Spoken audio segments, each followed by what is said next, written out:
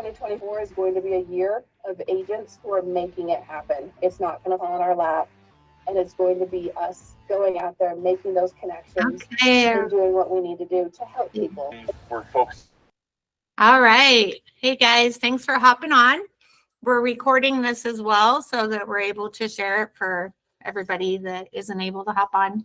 My name is Susan Boyer, for those of you who are on here and may not know me or weren't on the last couple webinars that we've had.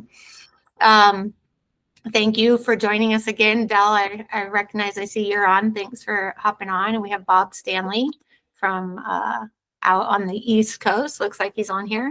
Not sure. See a couple of our agents on here. Hey, Bob. Hey, Susan. Yeah, hi. Yes, I'm in North Carolina in Charlotte. Yes, yeah, I knew you were out in the Carolinas. So thanks for joining us. We've been talking the last couple weeks about building your unique value proposition. We started with agency, why it's important, and then we moved into understanding what a unique value proposition is and, you know, putting that together. And now we're going to show you a little bit about how to implement it and the things that need to be in place for that. But first, I want to talk a little bit about elevating as a whole and maybe some of the changes that have come along here recently, right? So do you ever notice just when things get comfortable, just when things like we're just settling down, right, from some of the changes and all the things and crazy that's happened over the last few years and interest rates and COVID. And then here we are again, right? It's something always has to happen. I'm not sure about you, but that is always how it seems to me. The last few years have just been crazy with the economy, supply chain issues, wars, COVID, aliens. Like the market was insane and then it wasn't. Went the complete opposite. It's just like a pendulum, right? It can be a bit overwhelming, right? A lot of days it can be pretty overwhelming.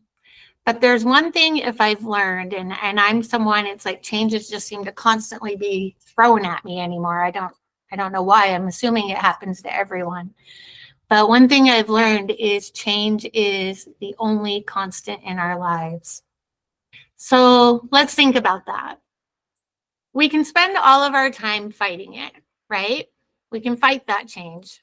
Or we can embrace it and ride the rivers, right? Ride that change, go with the flow.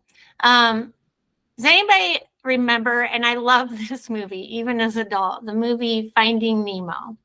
I always thought it was so cute, makes me laugh. But one thing has always stuck with me when they're stuck in that whale. So Nemo's dad and Dory get stuck in the whale and the whale swallows them. And Nemo's dad is trying so hard to just like climb out of that whale's mouth. And he's hanging on for dear life. And you have Dory back there going, just let go, right? And she's just yelling, just let go. And Nemo's like, no, I can't let go, right? Duh, I'm going to get swallowed by the whale. And he's clinging for his life and trying to climb because at that point, that is the only path he can see out. As the only way he sees to actually get out is that open whale's mouth. And so he's trying to get there. It wasn't until she convinced him to finally let go and let it happen that they were blown out and they were saved, right? So I've always thought about that, right? Let's think about that. How many of us are like Nemo's dad right now, right this minute? How many of us are saying, no, I don't want that change? You know, with the settlement coming out last week, how many of us are scared, right? Being frightened can make humans say and do some pretty crazy things, right? But here is one truth, and one thing I know. If you do not create change, the change will create you. And I found that somewhere, and it just really resonated with me. If you do not create change, change will create you. It goes back to change is constant, right? We are often so resistant to change. And what we don't realize is that change itself is not going away, right? Sometimes we think if we resist it hard enough or avoid it, that we can, or that we can avoid it, right? But we can't. It's still going to come for you. Change is coming, right? But when you initiate the change and you take your power back, you are more open to it, right? How many of us have initiated change? How many of us have ever been on a diet? I have, right? Successfully or unsuccessfully? Right? Right, Shauna? That doesn't matter right now. How many of us have decided we're going to have a goal and we have to change our lives in some aspect in order to do it? You're more open to it, right? It's easier to adapt to. But when the unplanned and unexpected change comes along, what happens? As our human nature is to fight it, right? Let's look at it from this aspect. Does every unplanned change or unexpected change that come along, just because they're unplanned or unexpected, does it make them all bad? What if all changes were good by default? Right? What if they were? What if just framing them differently in our minds is what makes all the difference? For me, when looking back, some of the scariest, hardest changes in my life are what have brought me to this very moment. They've brought me actually some of the best things in my life that I wouldn't have seen at the time that they were happening. They were very painful. I had 3 kids that were 16, 14, and 12. And when they were that age, and that's been years ago, I actually had my child that is 14 now. So it was like a complete do-over almost. And that was a surprise, right? It was an amazing change for me. I didn't think so at that very moment of first finding out. That child has brought some of the most wonderful things into my life, right? I lost a company that was worth quite a bit due to a partner's anger and jealousy, unfortunately. I lost a marriage of 23 years. But looking back, all of them were necessary changes that brought me to where I am today. Without them, I would not be who I am or where I am. Many of us tend to shy away from change. And I get it. I totally get it. We opt instead for the familiarity and the ease of our comfort zone, right? Comfort zones they're comfy for a reason, right? However, I also firmly believe that embracing change with a bit of courage, because it takes courage to overcome that fear. There's good fear and bad fear, and that's all what I always look like. There's the fear of I should probably stay away from the edge of the mountain trail so I don't fall off and die. That's a good, healthy fear to have. And then there's the fears that keep us from doing things that would actually make our lives better, right? Just because they're different. So with a bit of courage, you can take that initial leap and significantly enhance your life, right? So here's a few reasons why, real quick, why embracing change is actually really beneficial for us. The number one thing is personal development. I want you to look at what's going on in this industry and think about it from a personal development standpoint for your business and everything. With every change comes the opportunity for growth, right? This is actually an opportunity. It's an opportunity for our industry. You'll encounter new challenges and actually probably learn some very valuable lessons. At my brokerage and Shauna's brokerage, we have been readying for this change over the last, 10 weeks, helping agents build their businesses. And through it all, getting prepared for these changes, we have learned valuable lessons.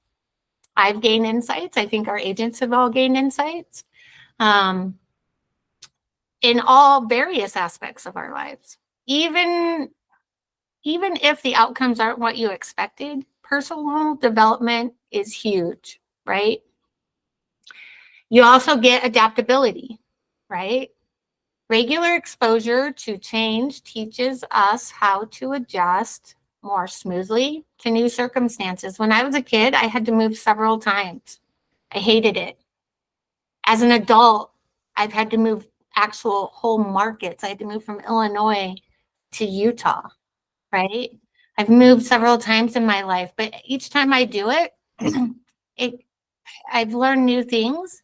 It's been a change. And it's hard to adjust to new circumstances. I will say that, in environments and people and cultures. But the more you do it, the more adaptable you become, and you find it easier, and you don't maybe get the panic that you used to. You're able to easily adapt. You'll get many enhancements to your life. So I think we all aspire to try to better our lives, right? You know, we all want to better our financial situation. We all want better jobs, right? Or to create a better niche in the career we're in, relationships, living conditions. Improvements, though, however, require action. Change is sometimes, oftentimes, because we don't want to get out of our comfort zone, the catalyst for these, to have these improvements happen in our life. Many of us would be stuck in ambivalence, which is what I also call our comfort zone, forever if a change didn't happen. When you think about what ambivalence is, and I actually studied this really hard when I was going through my divorce about 8-9 years ago. Ambivalence is actually stagnation, right? You're neither growing, and oftentimes a lot of people would say if you're not growing, you're moving back, right? And growth is so important in our lives. It helps us have hope. It helps us move forward. So, you know, in order to have these enhancements, you have to embrace change. You know, it helps our value in life. Change prompts you to reassess what your values and goals and dreams are, right? Who here recently, even over the weekend, has been going through and thinking, okay, what do I really want? How do I want to do it? How am I going to deal with this? I mean, hopefully we all have. But when you think about any time a change comes to your life, I know when I had my son, when I got divorced, different things like that, it's like, okay, what do I need to be doing differently to embrace this new change, right? It causes us to look at things with a fresh, new perspective, and hopefully helps us reinforce what our core values are, you know, kind of depending on what the nature of the change is. Also, it can bring about a snowball effect in our lives. Sometimes making a change just seems like this daunting, overwhelming task, which I've talked to a lot of agents recently, and some of them feel this way. Not all, but some of them do. It's like, man, now how am I going to do this? I've got to make the switch. And really, it's not that big of a switch that we're making. It really isn't when you really take a look at how we should have been operating our businesses to begin with, right? But for some, it can be very overwhelming. So what I would say is take it in small incremental bits, right? So my mom always told me the best way to eat an elephant would be one bite at a time. You can't cram it all in your mouth at once, right? So take it one bit at a time. Create transformation one bit at a time. In fact, that's how some of the best transformations I've seen happen. It's not overnight. It's one bit at a time. And then let's look at resilience. Change can bring resilience. Not every change is always positive, but when we're navigating through difficult times, it can force us to have greater strength, right? to build that resilient muscle. It actually also helps us have more wisdom and knowledge, creating forward motion, right? Progress is driven by change. So if you look, if we as humans have it and would not have embraced change over the years, where would we be? Would we still be cavemen, as some people think? You know what I mean? Like, where would we be? Still living in caves? Like, I for one am glad that many people have embraced change. Instead of being afraid of fire, they embraced it and figured out how to harness and use it. So with this would be new possibilities is what change brings, right? Comes, with change comes kind of new opportunities and paths and happiness and fulfillment. And who knows what that can bring. Fresh starts can be amazing. This may be the end of a chapter, but it's not the end of our book, is one way to look at it. Always going to have new possibilities. I don't know about you guys, but if we didn't have change, and life without change could be so boring, right? Who wants to be like Bill Murray stuck in Groundhog Day? I don't. I mean, if you look at all the amazing things once he embraced it, and how he was able to self-develop, that was kind of the point of the movie. But without change, it would be the same day over and over and over again. I think that this is a great way to elevate our industry. With the recent settlement, we're obviously going to have a few changes. While we can all point fingers and blame and debate as to why this happened and get all upset at NAR and all of that, it might make you feel better for a minute, but it doesn't solve anything, right? I would submit that all of us hopefully here on this call, and everybody that we talk to and as agents, we embrace it and change and pivot and shore up our foundations, because we're going to find success, I believe, at the end of this change.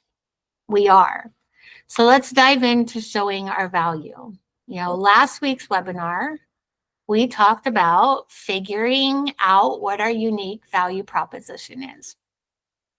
Remember, if you remember, those of you that were on last week's, it shows what the service is, why they need it, why they need your service, and then why you, right? So your unique value proposition has to answer those three things. And I don't know if anybody was able to put something together. I shared with you at that time what mine is, which is I use expert strategies to help you navigate the home buying and selling process seamlessly, right? So what it is, why they need it, and why me. That being said, you want to have that short, concise statement that you can quickly say or put on a tagline or something to explain how you operate so that people know when using you, this is why the product or service and why you. So today we're going to talk about how to back that part of it up, right? I know Dell, she's working on her community, trying to become the agent in her neighborhood. And so these are some of the things that you can do to actually back that up. Many of us didn't realize when you first became an agent and at first it was to me back in 2008, I'm like, I just opened a business. I didn't know that, right? It took me a minute for that to dawn on me. As silly or stupid as it is, maybe you all knew it, but I didn't. It took me a minute. And I had been a business owner for many years before that in another industry. So sometimes I feel like becoming a realtor after you get your license is, we could all be on an episode of Survivor, right? Does anybody else feel that way? Or is it just me? I feel like we could be on an episode of Survivor, quite frankly. It's survival of the fittest, right? It's the Hunger Games. But I would love us all to be like, what's her name in the And I know Katniss, right? Like, she was able to help and change the industry we're in. And once you get to that point, that's what I think we should all be doing, because if you remember getting in, it's a tough thing. I'm here to tell you that if you build a solid foundation, however, and look at it like you're opening any other business, for anybody that's ever owned another business, right, you will be a success. So let's look at things that you need to have in place to open a business, okay? So first you need to have a location. How many of us as agents have a location that anybody at any time can go to and know they can reach out and get you or shop your wares, right? Your properties for sale on the MLS, and reach out to you and interact with you and look at your things that you have that would add value to their home shopping or selling experience, right? You need to have a store. I would say that that's your website, right? Most likely for most agents, that's what it's going to be. So I want you to really take a look at your store and really think about, do I have a store in place, right? Is it inviting? Is it user-friendly? Do you have a system in place for when people stop by your store, and do you say hello when they do? So most of us have a website with a CRM hooked up back, and you can see who stops by. Well, how are you ever going to show your unique value if you don't even say hello when they stop by your store, right? If you don't offer some value when they come by. So I would say that this is one of the things that you definitely need to have in place to help establish and show your unique value. You need a place to go where all the marketing is for you and the things and services that you provide and sell, right? And then I would say too is you need to have a way to get them to actually want to come by your store. So how many of us open a store and don't market to get people to come by? And we don't ever add or invite people to come in. We don't interact with people. We wouldn't do that, right? Because we wouldn't be in business very long. So I would say you need to have a people and a system to get people into your store. What are you saying when they get there? What educational messages do you have in place? Do you have landing pages? Do you have a blog? Do you have anything that they can go and get a sense of who you are and how you're going to operate?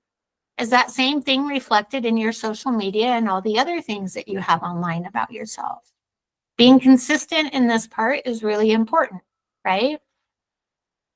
Do you have a CRM, or is it filled with the dead carcasses of past clients who you don't interact with anymore, right? Because you already took care of them, right? I know I wouldn't want to shop in a store like that. You want a lively place where you're interacting with people and greeting them and reaching out and talking, right? That's the way you have to have the conversations to show your unique value. If you're not conversing with people on a daily basis and getting them to come through your store or reaching out to them and meeting them where they're at and inviting them to your store, you're never going to be able to put a business in place that will feed you throughout any market, right? And then 3, you need to be able to present to these people what your unique value is. You need to have a system or a process in place that basically is the same everywhere, kind of like a McDonald's. I can go anywhere in the world and get myself a Big Mac or whatever they sell there. I don't go to McDonald's often, but I know it's going to be the same. I've been to McDonald's in Peru. If I want something that tastes a little American, I will go there and I'll get myself a sandwich, right? So you need to develop something that keeps them coming back to for your more of your products and service and telling their friends about that as well and getting their friends to come. You have to showcase the processes and systems that keep your clients coming back for more. You need to have testimonials from clients so that other people can see past experiences of others who have used you, right? So potential clients can see the past experiences. You know, what you need to do is deliver this experience. That's what people are looking for nowadays, is an experience that you put in place. We need to show them as agents that we are more than just opening the door and writing offers for our clients or listing a property on the MLS. Because right now, that is what the world is telling everyone, that that's all we do. And I would submit, as agents, we know we do way more and are way more relevant than that. So let's list them out. Somehow the world has gotten this message that that is all we do. And that is not true. For most agents that I know that are successful agents are working 12 to 14 hours a day for their client, right? We are one of the only industries where we take the risk of taking on a client and go to all that work for something we might not ever get paid for. We might never be paid when we take on a client, and we do it anyways because we care and because we want to help, right? We might not get that listing sold. And if we don't get that listing sold, how often do we get paid for that? We might not get that buyer a house. How often do we get paid whether they do or not? That right there is just part of why most people would not take on that risk, but we do, right? So you need to be able to show your value. You need to show your areas of expertise. How many of us specialize in downsizing? How many of us specialize in 1099s and helping people with investments and first-time home buyers and VA clients? Like, I know a lot of us have a lot of different knowledge and specialty that we have gone and spent the extra time, effort, and money to learn about and to become the experts in. So you got to remember, they're not just paying you for this one experience. They're paying you for all the experience you have and how you're going to be able to apply it to their situation. When you go to an attorney, they're going to bill you. They're going to bill you up front, and they may never do a dang thing for you, but they're going to charge you for every email, every phone call, everything, right? We take a risk, and we have the same fiduciary responsibility, but only in the realm of real estate, right? So for me, I talk with my clients about all of the unique variables that can come up during a real estate transaction, right?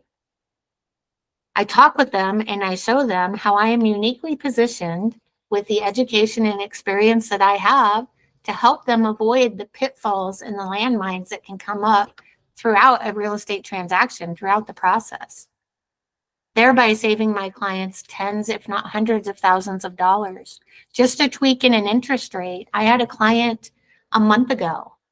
They were with a lender that, quite frankly, they had found this lender online and they decided to go with them, and come to find out, average interest rates, and they had good credit scores at that time, were about 6.5%. They were being charged almost 8%. And I said to their lender, why? And he didn't really have a good response. So I told my client, I said, you really need to talk to that lender. And come to find out, they were able to get that interest rate lowered, but it wasn't going to happen unless I had asked and intervened. I saved them tens, if not hundreds of thousands of dollars, depending on how long they keep that loan, right? So we have the opportunity to make a difference. The problem is we don't tell people. We don't tell people all that we do for them.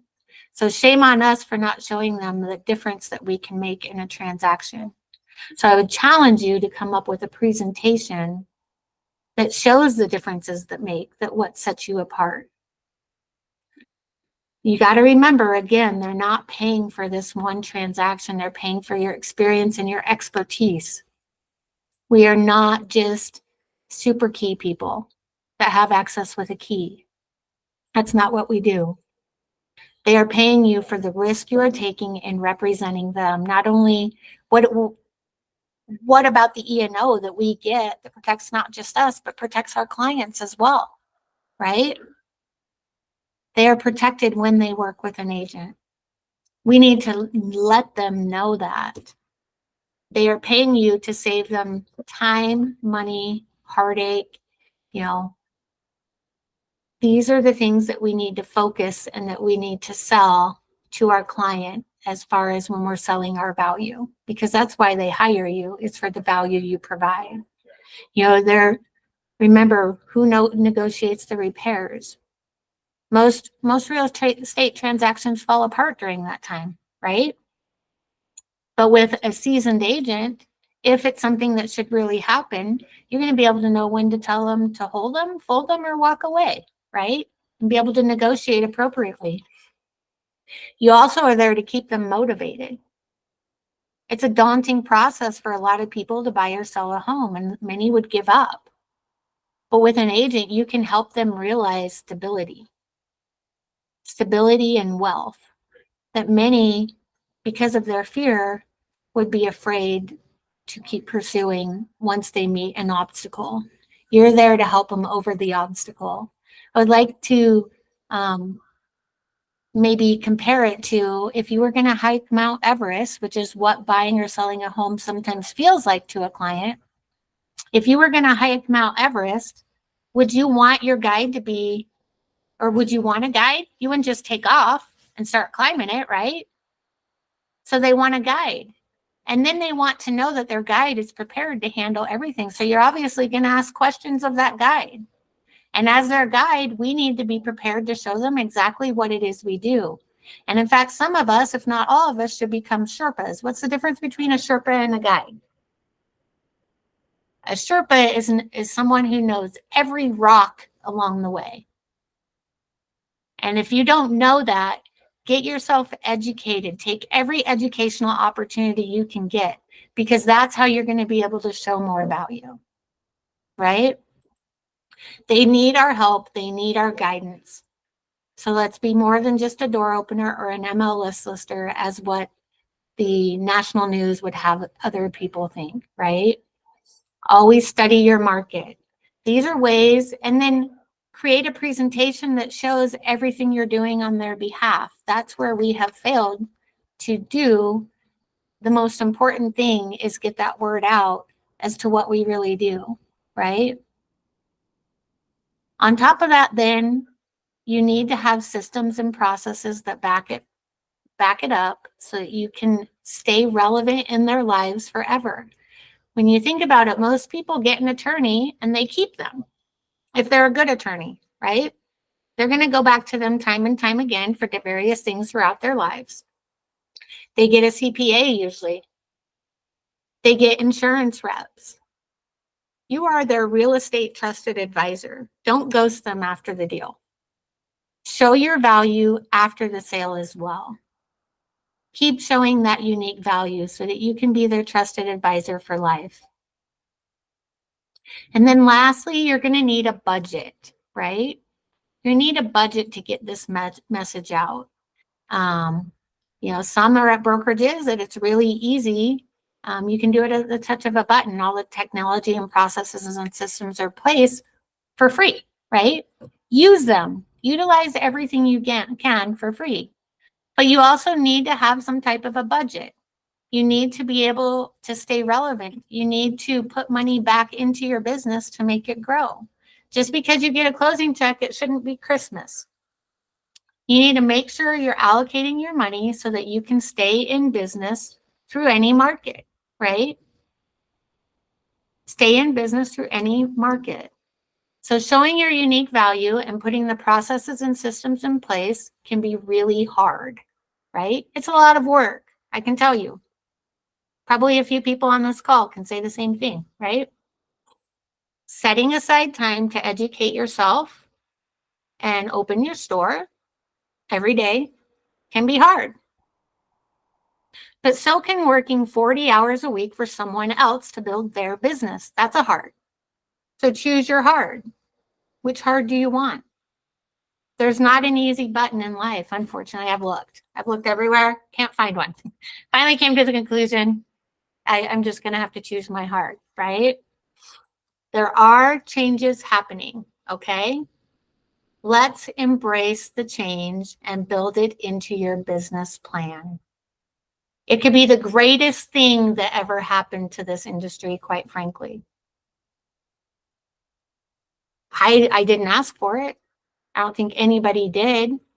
But if we embrace it, we could turn it into a great thing. Make lemonade out of lemons, right? There's that old saying.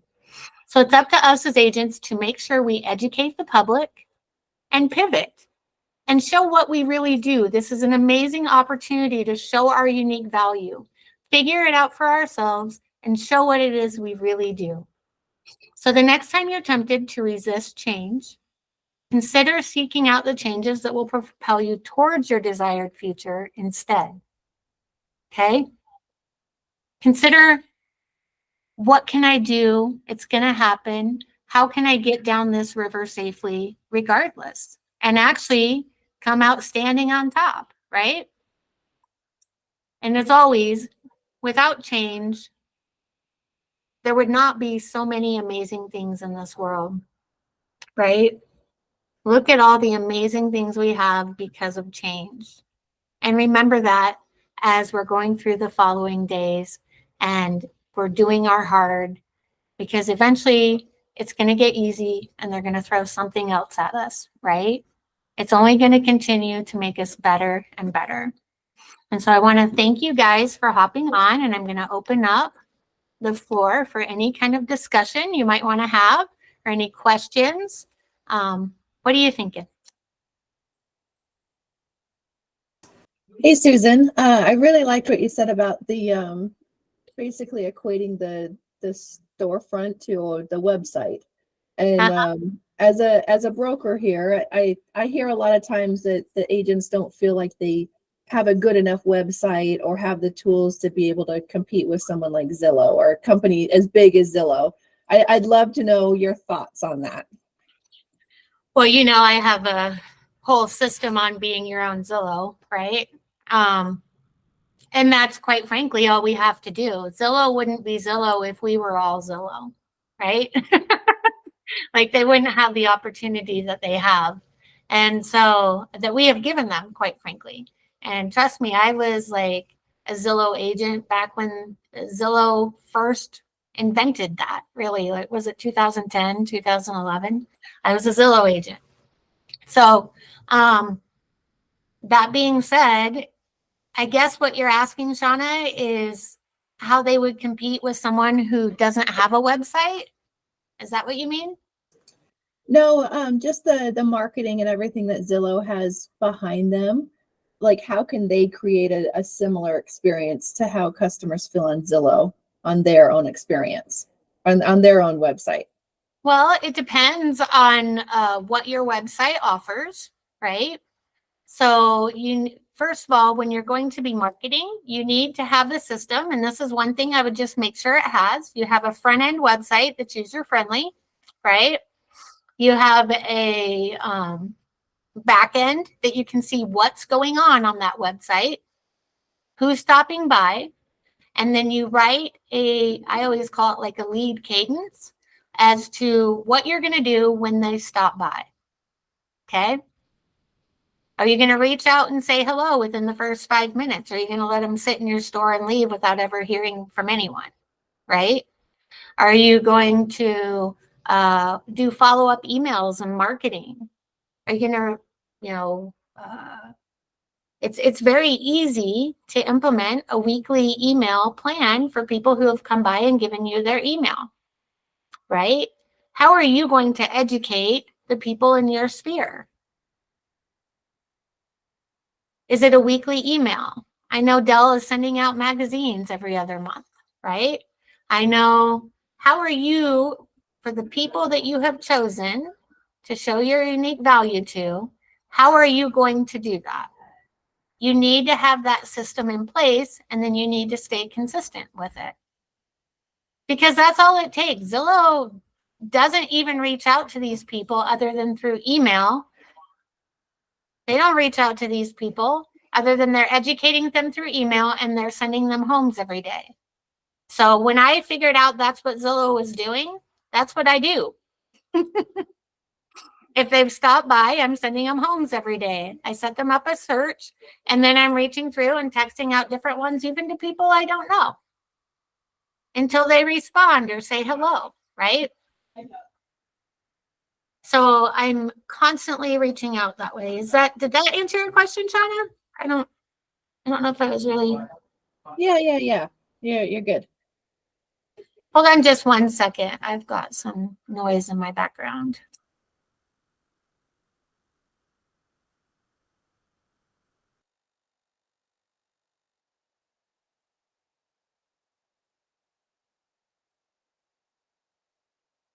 Sorry, some people walked in my office out there and my door was open and it was nice and quiet until then.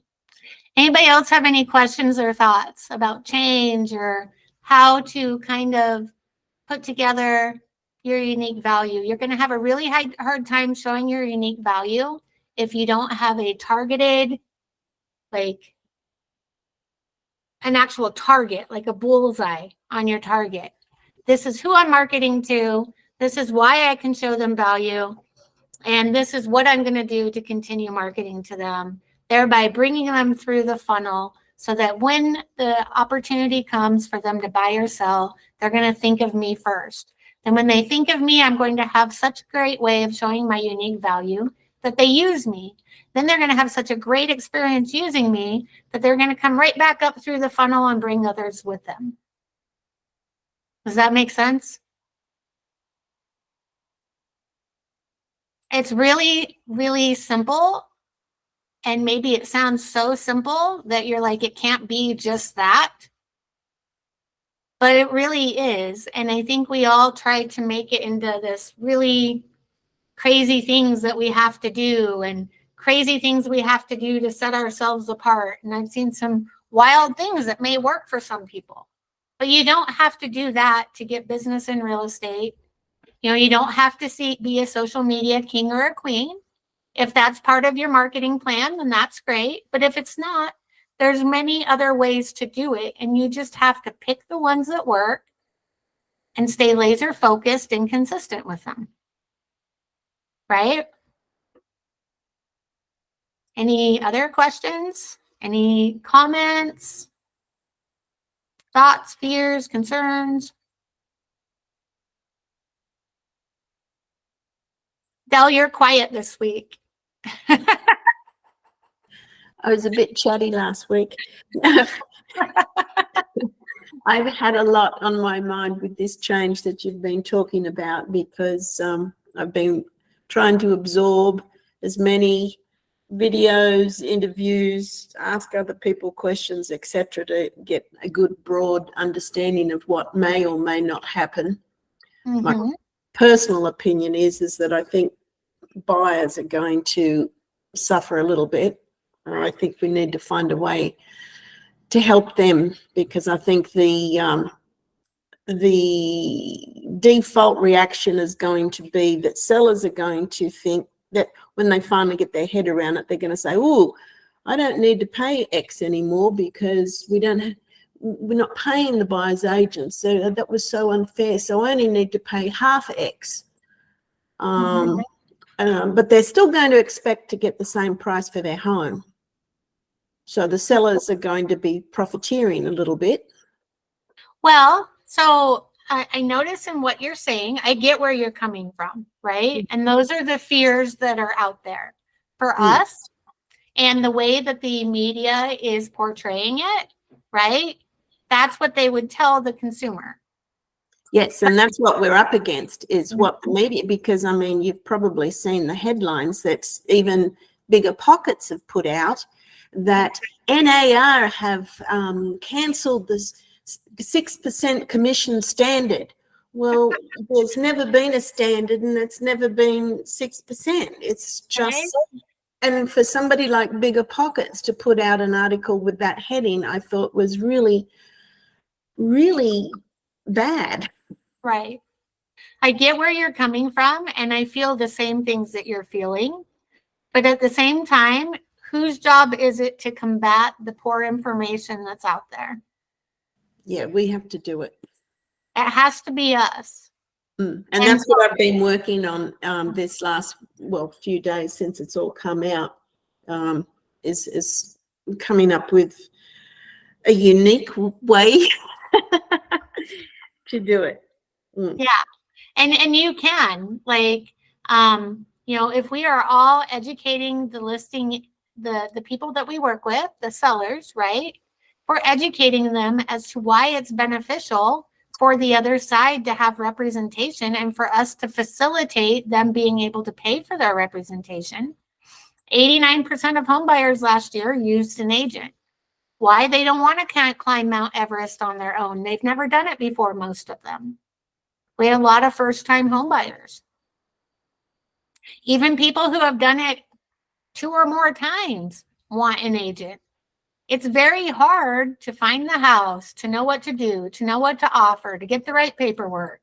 You know, how are you going to get the forms? How are you going to have someone help you understand what it is you're offering, right? And signing, and actually get it submitted.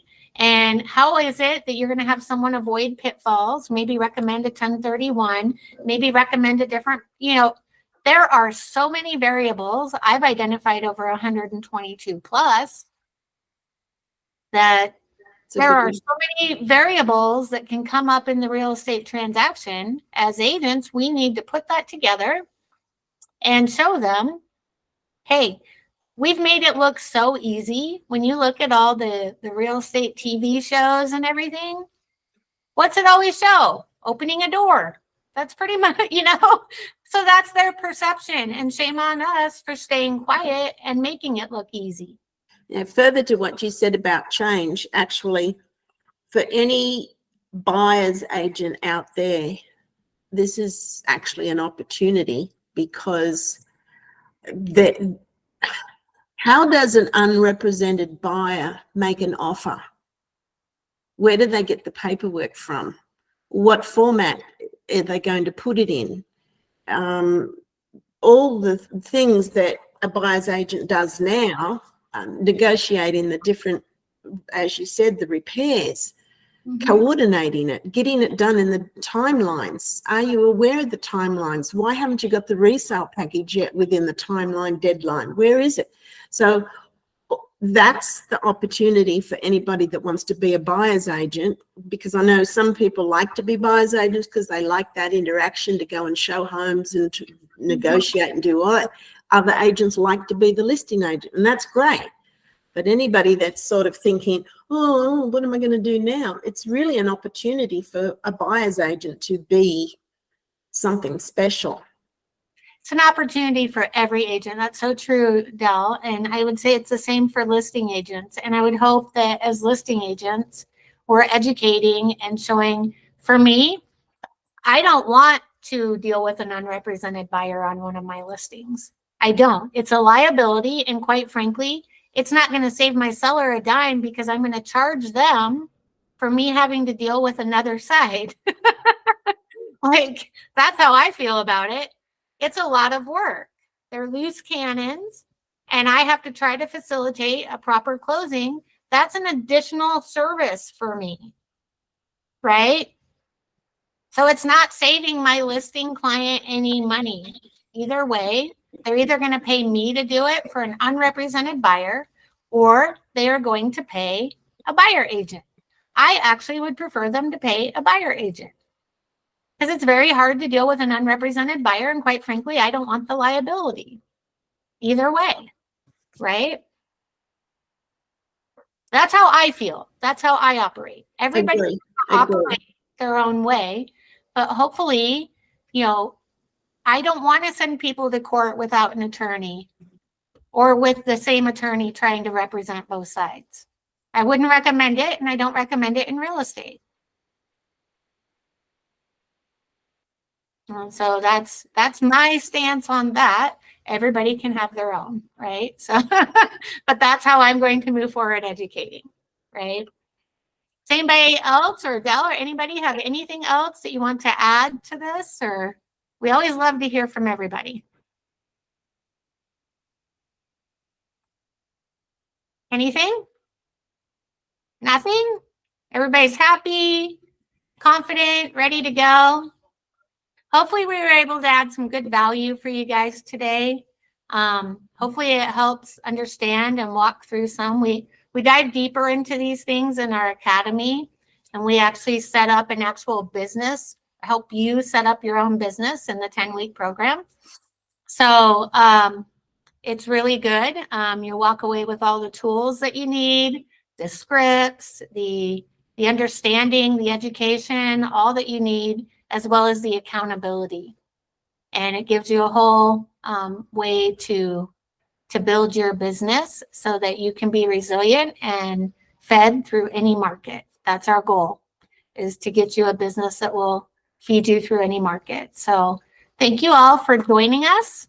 Really appreciate it. I love I love your input.